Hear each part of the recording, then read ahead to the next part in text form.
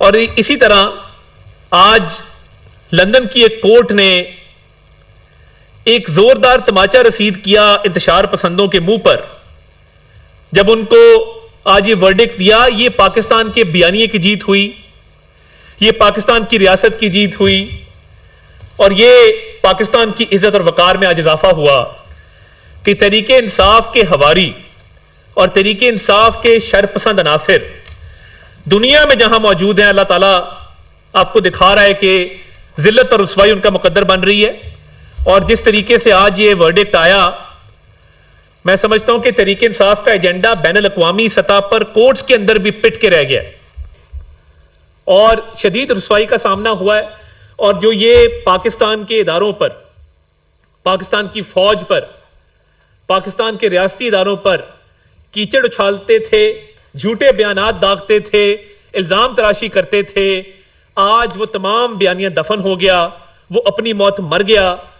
اور اب کوئی جواز نہیں ہے کہ بیرون ملک بیٹھ کے کوئی پاکستان کی ریاست پر حملہ کرے, پاکستان کی ریاست کے خلاف بات کرے اور پاکستان کی فوج کے خلاف مذموم پروپیگنڈا کرے.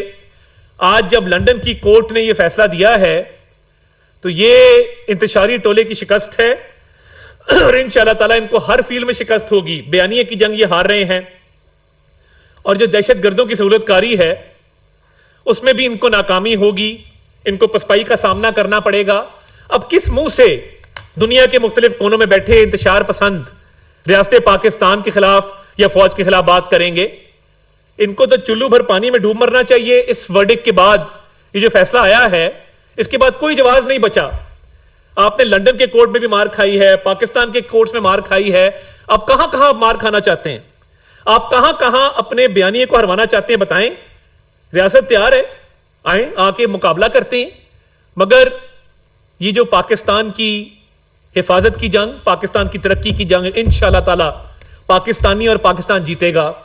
اور جو پاک کے خلاف جنگ لڑ رہے ہیں اور پاکستان کو نقصان پہنچانا چاہتے ہیں, ہار اور شکست ان کا مقدر ہوگی. میں اختیار ولی خان صاحب سے ریکویسٹ کروں گا کہ وہ مزید اس پر جو ہے وہ روشنی ڈالیں.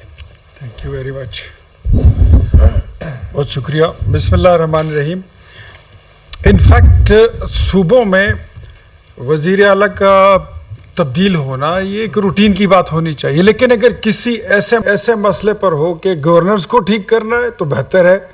اگر آپ کو لا اینڈ آرڈر کی سچویشن کا مسئلے کا کوئی ادراک ہو رہا ہے تو بہت بہتر ہے. لیکن جس صوبے میں جو پاکستان کا سب سے نازک ترین صوبہ ہے, جو ایک طرف دہشت گردی کی آگ میں جھلس رہا ہے, دوسری طرف بیڈ گورنرز کی وجہ سے دن بدن تباہی اور بربادی کی طرف جا رہا ہے, کوہستان جیسے سکینڈل وہ ان کا منہ چڑھا رہے ہیں. ایک وزیر 35 اور 40 کروڑ روپے دے کر 2 سال کے کانٹریکٹ پر آتے ہیں. ایک سیکٹری 10 اور 15 کروڑ روپے دے کر ایک سال کے کانٹریکٹ پر سیکٹری لگتا ہے. کمشنر اپنے پیسے دے کر اپنی پوسٹ لیتا ہے. ایسے صوبوں میں اگر کی گورننس کو بنیاد بنا کر عمران خان صاحب اگر کوئی تبدیلی کرتے تو ہم اس کو سراہتے ہیں. لیکن علی یمین کو ہٹا کر سہیل افریدی کو لانا ایسا ہی ہے کہ علی یمین بیچارہ جو ہے وہ 2 خواتین کی لڑائی میں مارا جا رہا ہے. پہلے اس کا بیر بن گیا تھا بشرا بی بی کے ساتھ 26 نومبر کو, اور ابھی 2 ہفتے پہلے اس کی لڑائی ہو گئی تھی علیمہ خان کے ساتھ.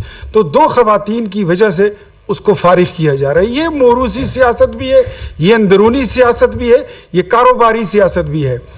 بشرا بی بی کے ساتھ جو ان کا تنازع بنا تھا وہ اس بات پر بنا تھا کہ جس دن وہ جیل سے رہا ہوئی تھی وہ حساب کتاب کرنے کے لیے چلی گئی کہ منسٹروں سے جتنے پیسے لیے ہیں, جتنے آپ نے خرید و فروخت کیے, ہمارا حصہ, وہ حصہ ان کو کم ملا. وہاں سے ان کے تنازعات اٹھے.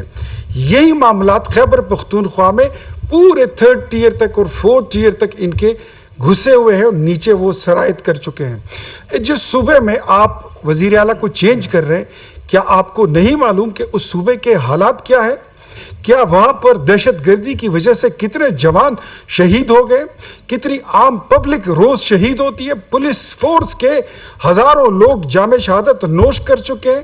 آپ کو وہاں کی نزاکت کا اور نازک صورتحال کا کوئی اندازہ ہے؟ نو. عمران خان صاحب کو ایک ہی ان کو ایک ہی بات پڑی ہوئی ہے کہ میں نے ریاست سے ٹکر لینی ہے, فوج کو بدنام کرنا ہے, پاکستان کو بدنام کرنا ہے, چاہے وہ آئی ایم ایف کو لیٹر لکھنا ہو, چاہے وہ فوج پر چڑھائی کرنا ہو, چاہے وہ اسلام آباد کی طرف یلغار کرنا ہو, اپنی افواج کے خلاف, اپنی جوڈیشری کے خلاف, پاکستان کی مقبول سیاسی قیادت کے خلاف ایک پروپیگنڈا لانچ کرنا, اور سوشل میڈیا کے اپنے ایک بریگیڈ کو چھوڑ دیتے ہیں اس کے پیچھے. یہ پہلی جماعت دیکھی ہے کہ ہم تو یہ دیکھتے تھے کہ پولیٹیکل پارٹیز اپنی پالیسیز بناتی ہیں اور پھر اس کی جو میڈیا ہوتی ہے, میڈیا ونگ ہوتا ہے, سوشل میڈیا ونگ ہوتا ہے, وہ اس کو فالو کرتا ہے. لیکن تحریک انصاف کی آؤٹ